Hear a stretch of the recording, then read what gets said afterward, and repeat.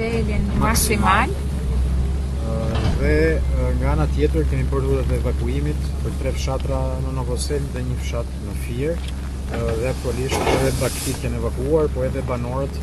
Njëkohësisht kemi bërë grupe me të dyja bashkit, grupe shëndetësore gjithashtu, sepse kemi persona të moshuar, nëna me fëmijë, në mënyrë që të jetë edhe mbulimi i shërbimit shëndetësor optimal. Është e rëndësishme që të themi që të dyja prefekturat, si e Vlorës ashtu dhe e Fierit, me të gjithë kryetarët e bashkive të angazhuar në këto momente, jo vetëm qytetet e prekura, pra jo vetëm Vlora dhe Fierit, por të gjithë kryetarët e tjerë të bashkive që janë pjesë e këtyre dy qarqeve, janë të angazhuar për ngritjen e të gjitha qendrave të akomodimit për evakuimet. Ne kemi shumë të qartë që banorët, e kemi parë këtë dhe gjatë periudhës tërmetit për të drejtën, që banorët zakonisht nuk duan të largohen nga pronat e tyre, por jeta është e rëndësishme në këto momente. Sigurisht ne kemi marrë masat për dhe Ministri i Fuqisë për sa i përket të gjithë angazhimit për mbrojtjen dhe shpëtimin edhe të gjës gjallë në këto momente.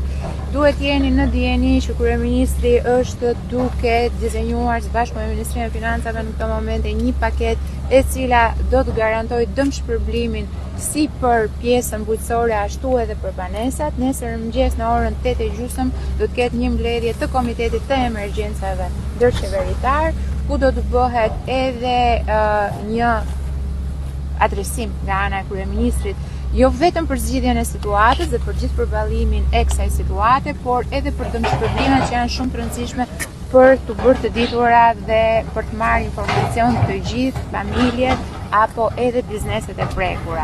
Keni parasysh që në këtë moment duhet i bëjmë thirrje dhe unë po përfitoj nga rasti ja kërkoj të gjithë televizioneve dhe gazetarëve që jeni në terren, ju falenderoj shumë që jeni qëndruar afër të gjitha skuadrave të shpëtimit në këto momente. Ju lutem bëni thirrje qytetarëve që t'i përgjigjen thirrjeve që bëhet nga ana e emergjencave civile. Nganjëherë është më mirë që të marrim masa edhe më të shpejta se sa vetë situata që mund të agravoj. Kemi shpresë kush drejtor Arkiu?